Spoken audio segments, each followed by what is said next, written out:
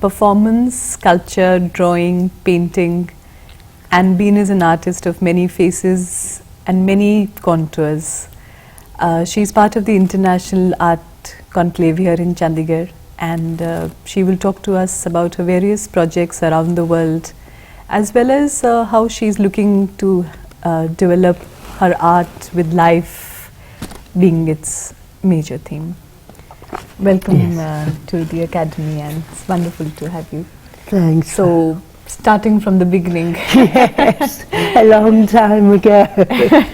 You did mention that painting was something that you picked up first as a teenager. Yes, that's right. So, how did it just happen, or was it? Yes, I just realized that I found a huge excitement when I was painting, and I took over my parents' garage and just started to have a small studio there, and just found that when I was painting I felt very energized and very passionate about the work. And I had a very good art teacher also who was very encouraging, and I found it was a language that just suited me well. But it also seemed to me that when I saw the finished work there, it didn't seem to contain all that dynamic energy that I felt had gone into it. And I kept thinking, how do you make that happen? And how does that conversation extend, and where does it go? And I suppose then that was a natural progression through a long series of events. But I grew up in Africa, actually, in Zambia. So really I was in one sense cut off from that major Western trajectory of art. So I think looking back without realizing it, I had a really great balance between an African sensibility and consciousness and being interested in Western art. And you know, I've never tried to think about it in any articulated way about that overlap, but I think looking back there is a lot of the feed from both that comes in. And I think that major 20th century conceptual art, where artists were basically questioning themselves about the fundaments of art, you know, what it was giving to society, what they were exploring, and philosophical, art critical concepts came more and more into the fore. And I think I got very caught up in that when finally I went to university in England from Africa, and I realized that that whole art scene of the late 1960s, which is when I went to art school, was such a huge potent force of different theories, different approaches. It was the very beginnings of performance art, and in fact, there was a book that came out about that time called Anything It Was Possible, and it did have that feeling that you were on the brink of making anything within art. That whole development of cross-media, cross-cultures, globalization in art was starting to come to the fore, different influences, even with people like Joseph Beuys, who at that time was extremely well-known performance artist, was also taking things from shamanic practices. One was very aware of having taken off as human beings, having left something that was very vital about one's primal self, you know, and all those things were very in the air, and I found incredibly exciting, and I found it very much part of everything that I was interested in at the time. And this is the time, and these are the circumstances which led you to do a lot of live art, explore more than painting, get sculpture, That's drawing, right. music, all in your work? What? All in my... Well, I think I started to explore sculpture, and then I always think that there was a moment when I was doing these pieces when I just arrived in England, which were to do with sculptures that balanced each other. So there were pulleys involved and various weights, so that you'd have like a huge, you know, that old thing, a pound of feathers and a pound of lead. You know, a pound of feathers would be enormous and a pound of lead would... And I was sort of playing with those sort of things in quite a formal way that, you know, you could have an enormous piece on one side balanced by a tiny piece on another.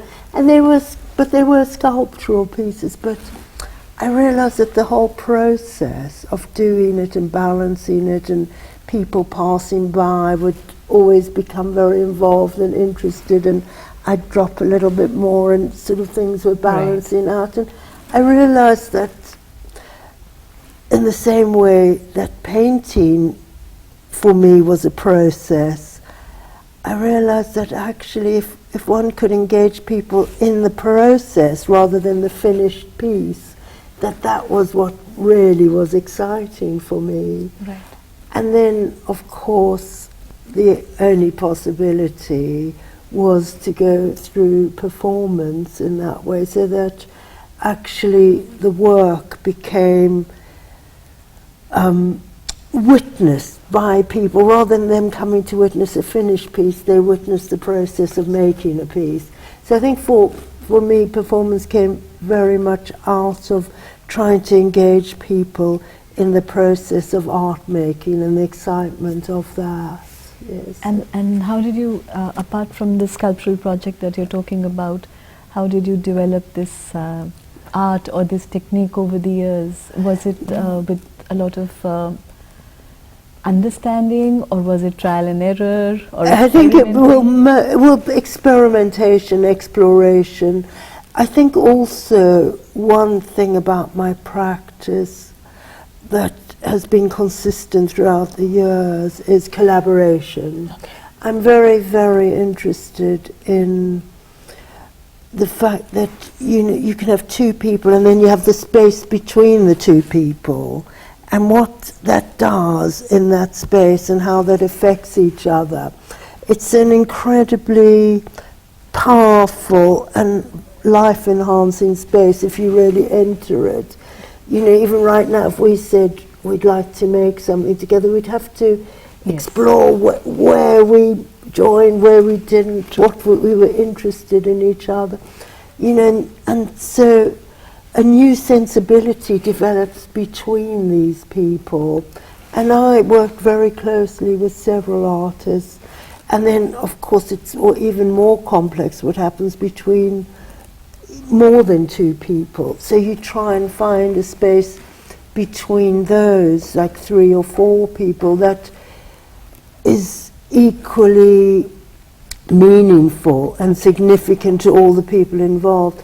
So, for instance, in sound, I worked very closely with a friend who was a highly skilled pianist, knew a lot about sound, and we started to play around with piano pieces. John Cage was very much in the air, you know, the whole ethos of, you know, anybody can be a musician, you know, there was that whole thing of like sound as sculpture. Okay. You know, sound being not just organized harmonies, harmonics, or an understanding of that, but that sound can be like the sound of a car horn or running water, or, you know, that you can listen in very different ways. Of course, the iconic piece of John Cage's Silence meant that it's not about silence, it's the fact that you listen very intensely. Yes. That's what it's about. So, and anything can come into that. You know, so, you know, there was a whole feeling of a new consciousness and a new permission of how to look at the world and how not to accept what had been before. It was a very questioning space, Okay. and a very antithetical space to accepting one space within a tradition. So you just looked at everything that had happened before and looked at where you fitted and where you wanted to go. And I mean, in some ways, the 1950s, you know, I was born in 1950 and then 1960s going to art school. Looking back, I see that 20th century, you know, that whole modernist exploration of pointillism, impressionism, Dada, surrealist, you know, all were very much about questioning our relationship to the world, our relationship as human beings in art, questioning, like pointillism, how we see things, you know, how we break down light, what it is that we're looking at, you know, what, when we look at this, what is happening between our eye and this. You know, there were lots of those questions, surrealists, how we operate in the world, and what dream states and subconsciousness and unconsciousness states were, you know. So there was, you know, real deep questioning, and then Marcel Duchamp even more about conceptual art and, you know, what makes this not an artwork, or what could make it an artwork, you know, what is it, you know, that he says, you know, the found object, you know, an artist says this is art, you know, on a very simplistic level, you know, again, thinking how art comes about in that way. So we, you know, one was in the middle of a whole lot of those sort of thoughts, really. Yes. And was it a good time, or sometimes very confusing and intimidating as well? You know, dealing with so many different... It is. But I suppose all times are in that way. You know, I occasionally teach in art schools or give lectures, you know, now, and I think now, you know, might be even more so because of the whole globalization and the whole new technologies, and our world is going so fast. I think in a way we still had the luxury of some sort of romantic relationship to the world. You know, I think there's a great cynicism now, which I think is much more difficult to deal with. Okay. I just look back and see tremendous excitement and a feeling, some sort of feeling of not exactly utopian, but a real sense of living in a very heightened way with several people alongside one, you know, and I feel really privileged to have found companions within that exploration. Yes. Okay, so the fact that art has to be done alone and it's a lonely process and it should be alienated, you never felt I never felt your practice always encompassed a lot of people and practices. It did. I mean, obviously... You felt the need for it? I felt an enormous need for it. And, I mean, it wasn't... There was, of course, crucial doubt and questioning and loneliness and alienation. But that felt more momentary somehow. And it also, in some way, I suppose, again, in a tradition of existentialism and Camus and Sartre, you know, in literature, you also, even that loneliness and alienation became part of a totality, you know. So interesting. Yes. So you also talked about thermal imaging in your work. Yes, that's right. Which is something very unique, and it of Yes. course also creates a lot of almost magical effects, which Yes. sometimes are also not very comprehensive, in the sense that it's almost unseen kind of things that you're seeing. Exactly. So what made you start that, and what is the process about? Thermal imaging is usually used and was developed for medical practitioners as a diagnostic tool. Okay. So Like an X-ray or something? it's a little bit like that. What it is, it's particularly now used as part of diagnosing like various cancers, Okay. because it basically images heat, even tiny differences in temperature.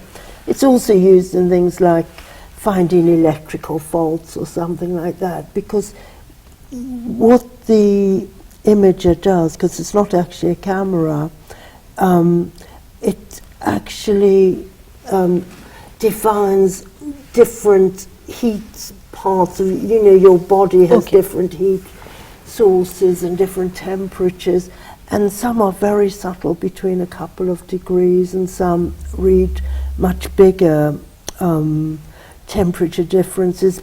The police use it when they're looking for people in like open territory. You'll see a body even in pitch darkness, you Yes. know, running. So it's a great technique, because basically in that old sense of making the invisible visible, you know, Yes. it's incredible. Yes. And it, for me, was an amazing technique to use, because it took me right back to my problems with painting. When I look back at my writing, there's one piece of writing in particular when I was a teenager where I said, I wish I could just lay my head on the paper and leak through onto it. And I said something like, my thoughts are too thick for the paint is too thick for my thoughts. Somehow Right. it all Yes. just seemed too solid. Like I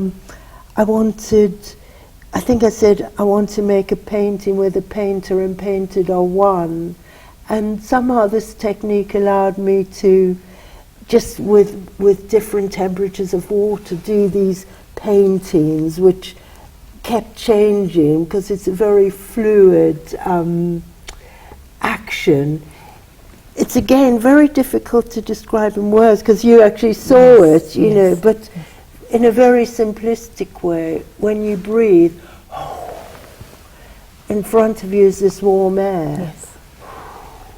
So you can actually create these patterns of just warm air Right. with this Thermal technique. imaging. So if you're singing in a particular way, concentrating on your breath, you can even get a song to be part of the air. So it's a very beautiful way of relating to ways, to actions that you can then see the traces of. So again, you would have seen last night the tabla player. Yes. And the tabla player's hands then are left on the skin of the drum because Yes. of the warmth. So then his hands are building Yes. up and building up on the drum. So it just, again, in that time way, gives one an insight into, you know, just things about the universe that actually we forget is a very magical place, really, you know. So. True, true. And do you use it often, Anne, or no? I have not used it often. I used it in that project Radiant Fields, and recently I did a piece for a swimming pool. It's a permanent piece in Bristol, in England, for this pool, and I worked with synchronized swimmers, and and I thermally imaged them so that you see all the currents of water as they swim. The waves and All the waves, yes, and all. So you can see behind all the trails and all the swirls and everything. Okay. So that was really nice to work with them, and that's like, I think it's it's now an 8-screen piece in the swimming pool. In the swimming pool. Yes, yes. So how does a project happen, and what is the process that does it germinate somewhere with a thought or with an idea or with something you see, you feel?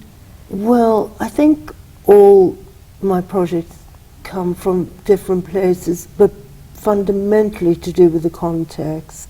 So the one I've just spoken about, the swimming pool, yes. You know, you want to relate to that and to thoughts about how you can make somebody swimming think about what they're doing in a different way. Absolutely. Maybe. Or so that's a fairly simple way of reacting, but you know, finding a way that just shifts people's way of relating to the action they're doing. But then other processes are a lot more complex, and you know, particularly again dealing with the projects in Kurdistan, Iraq that I've done and around the world relating to political situations. You know, one's very aware that one's dealing with such depth of feeling and often terrible pain and tragedy. Yes. You know, and you can be very clumsy within that. You can be disrespectful without meaning to. You know, you can make a lot of assumptions. You know, it's not your history, and you know, it's very difficult to find a way of being totally empathetic and not treading too heavily within those situations, you know, that you are just responding to the immediate people you're dealing with, and to try and come from a really authentic place in yourself that does relate to it, that doesn't try too hard to take it on, because you can't, you know. So those are difficult situations where you've got to be fully involved and fully engaged, and extremely sensitive, you know, and let the project come from a shared experience often, you know. So for instance, the work with that young Kurdish woman, Posha Kakul, you know, I was very moved by her experience in Kurdistan, and I don't know, again, I've spoken very little to some women in India about their experiences, but there it was extremely repressive as a woman, you know, and here was a wild, passionate young person, desperate to engage with the world, to very intelligent, very thoughtful young woman who, even riding a bicycle in Iraq, Kurdistan, is considered not correct for a woman. You know, you can be considered unmarriable or whatever. You know, it's very socially unacceptable. You know, so when you begin from such a point of repression, it's very hard to relate and to find ways of connecting and making possible her life that doesn't put her in danger. You know, one's also aware of that. So, you know, that's very, very complicated territory to deal with. Again, you know, I went for 1 year to Cape Town University in the height of apartheid, and I was very aware there of, you know, this crazy political situation which is almost feels like science fiction, actually, you know, and looking back even more so, but being in the middle of it, it is incomprehensible as a human being to know how to act, and you know, as a white person there, one feels one ought to be able to do something, but in some way you're as much a victim of this astonishingly unreal situation, you know. And I was meant to be studying fine art there. It was a very traditional school, you know, drawing, painting, sculpture, and it just felt to me like impossible to just be doing this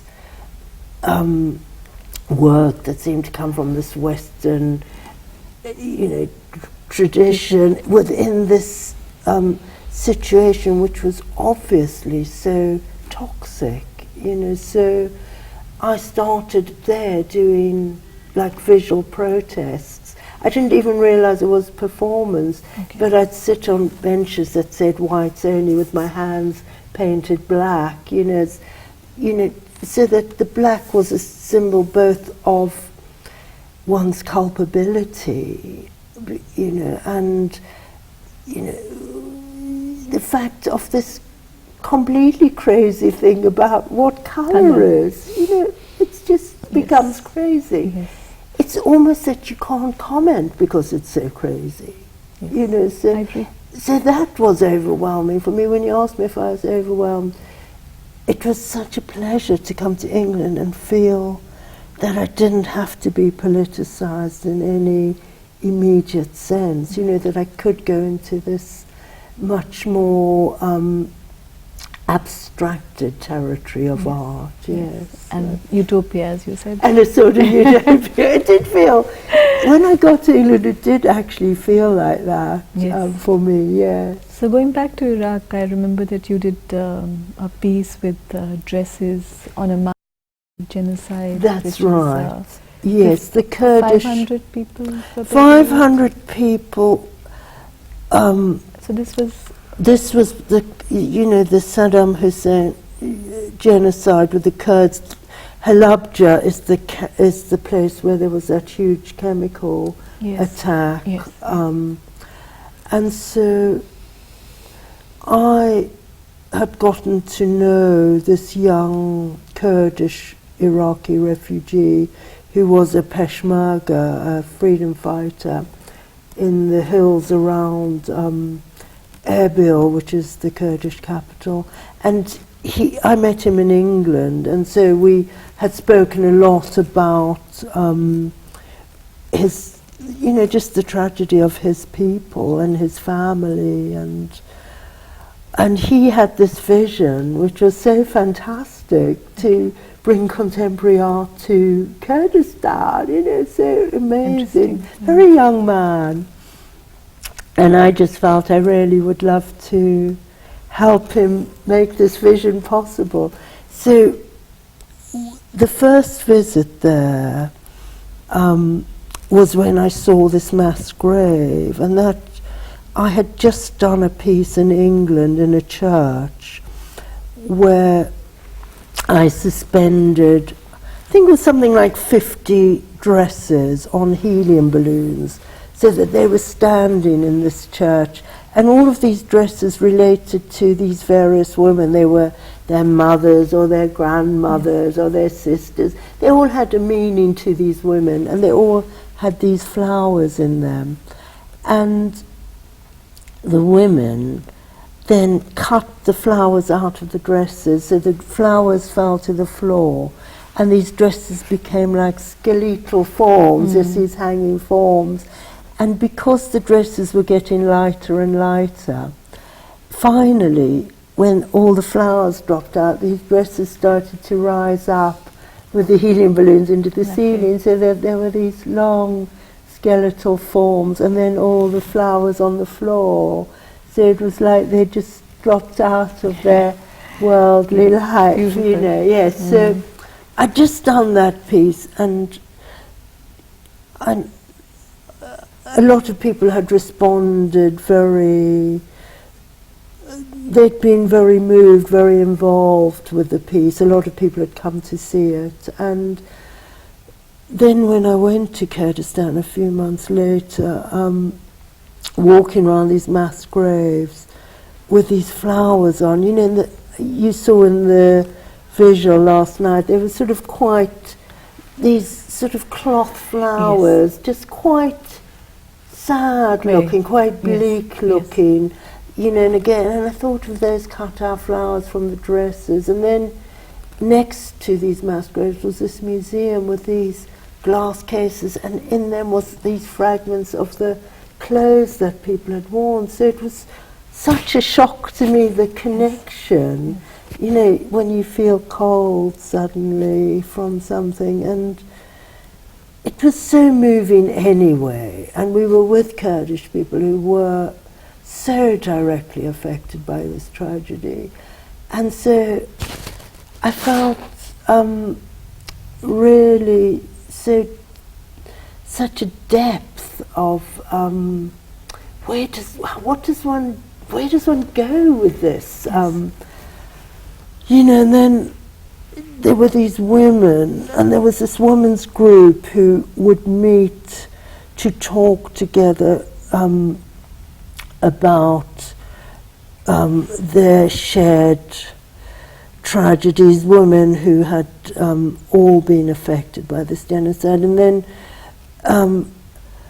I started to speak to them through a translator, and I wanted to just feel if it would be appropriate to do something, and they were all very, very willing and really wanting to do something. And so we spoke about these Kurdish dresses having the flowers in them, and they wanted to make these dresses and use them, and then I thought in England I'd use these white transparent balloons, but I thought somehow I just thought the balloons would have to be black there, you know, and just it was so recent and so deep, and we spoke about the songs they might sing, and so we got together and just had these conversations about how it would go and how they'd feel, and they all wanted to do it, and we formed, well, they'd already had a great bonding group, but I just felt very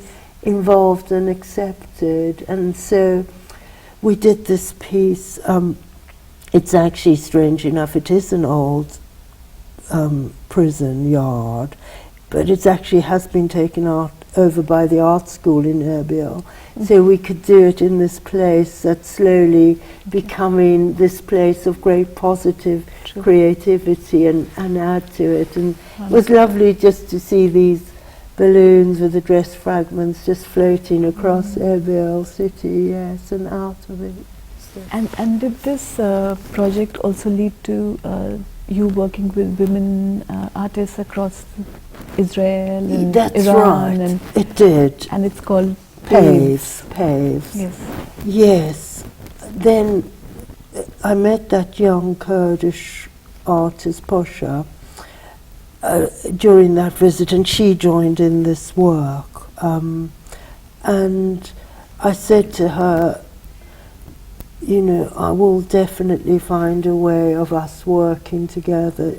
And I went back to England, and there's something called British Council Creative Collaborations, which I'm not sure if it still operates, but it was a great award about collaborating globally, and I very fortunately got this award, and I invited these 5 artists, all from troubled countries, so former Yugoslavia, Northern Ireland, Israel, Iraq, to work together and to find a way of working in each other's countries and making work together, and, you know, even not directly political, but just the fact that you are in such a politicized territory that it's almost like your work is forced in a certain way, you know,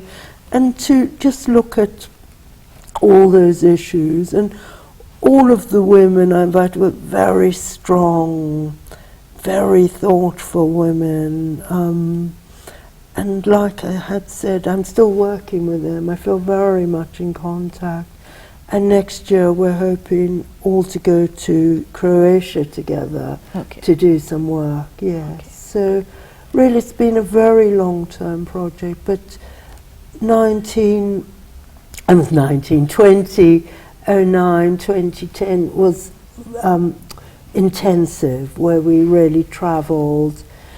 Portia couldn't get a visa, so that became very part of the work. We started to incorporate her through Skype and through various other actions that we made. And I would go back to Iraq, Kurdistan and work with her directly. Okay. Then we found that the only place where the Israeli artist could get a visa, because the Israeli artists couldn't get a visa to go to Iraq, Kurdistan. So there was never a space where we could meet. We started to think about meeting in some international airport lounge and doing something, you know, it seemed like the only space. And yes. I started to actually research that, but even that became very difficult. You had to actually know somebody there, because there were still separations. That's right. Even within that. So then we found that Jordan, both artists could get a visa. So we got the small gallery in Jordan, and we went through Israel into Jordan, which was all more or less fine. And then Portia was coming from Iraq to Jordan, and she was stopped at the border, and she was not allowed in for a lot, in spite of the visa, in spite of the British Council intervening. Unfortunately, there'd been a very recent bombing in Kurdistan, and there had been some activity at the border in Jordan, and so there was a high alert, and she was refused entry. And it was very strange, because we were sitting with I've got some wonderful text messages between us at the airport, because we felt so close for the first time, and yet separated there, yes. So the work became very much about how you overcome barriers, you know. In art there's so many different barriers that one looks at, and how one finds a place that's positive, where of connection and communication, yes. And what did all these communication, sharing of thoughts, ideas, feelings, did it translate into something else in your later works as well? Did it spill over? It spilt over in quite a few works. It's in a very personal piece of mine that's almost too close still for me to feel I want to talk about it too much, but it did make me something I've felt a lot before, but it really honed in for me on what is our identity, and what agreements we make with who we are and how we go about life, and the arbitrariness of how our life is made. And I come from a Jewish family. My name is very anglicised by chance because of immigration. We're not 100% sure, but we think it was Dubinsky, which is a very different sort of name. My Hebrew name would be Chana. So I took on this, I decided to leave my life and just go with this name, Chana Dubinsky, which is a very familiar name to me, but also a very foreign name. Yes. And just see about living life as this other part of myself, and so it was almost a way of not quite knowing where the art and where the life was. So it was a very complex project for me, and actually it became even more complicated because I decided to do it for a year, that I would drop my entire history as Anne Bean and take on this Divinsky part of myself, which I recognized from my teenager years was a different kind of seriousness and a different kind of academic self, a poetic self, a literary self. And I went much more into that side again of myself and lived within this identity of myself for a year and actually started to make work and writing, feeling this other sense of being. So it's very close for me to talk about, but an exhibition did come out from it, which I did feel was actually incredibly different work to what I would have done without doing that project and without having done the whole Paves trajectory. Right. And photography and light also features very, very integrally in your work now. So where do these two disciplines come in from? Photography, I suppose a bit like the thermal imaging, it's a way of capturing process. You know, at first I was very idealistic with performance, that whoever was in the room saw the piece, and I didn't want any photography or any documentation of the work. The work was simply shared in a room, so it was a very anti-material and very ephemeral practice, and I very much enjoyed pushing that because it made whatever was happening in present time really very intense and profound. But then slowly, because photography's become more and more present and you can hardly keep it out, I started to be more and more aware of, you know, if there's going to be photography, one might as well go with it and set things up as photographic pieces to do with performance. So I started to use photography more and more. Again, one piece you would have seen with those big light boxes with the still images of thermal pieces. And I've done a lot with those sort of things. I've done huge sort of slideshows, like at St Pancras Station. They had these big dust sheets when they were doing a renovation, and I did these big projections onto the dust sheets in relation to the history of St Pancras, you know, in a very personal way. So yes, so photography has it's become more integral to the work, as you said. Yes. And you also mentioned that your current work will now involve a lot of life and how to see it as part of art and vice versa. Yes, exactly, which follows on from the project I just talked about, where I went away for a year, where, you know, I really like it when you do feel that your consciousness as an artist, it doesn't matter what work you do or how you do it, but that's the communication. You know, the thoughtfulness, the openness to life, that actually that becomes part of a space. And the work is just a symbol of that, you know, so maybe leaping over even the symbol and just going to that space, yes. So this is what you're going to explore in the future now. Exactly, yes. Sounds great, Anne. It was wonderful talking to you. And to Thank you very much. Thank you.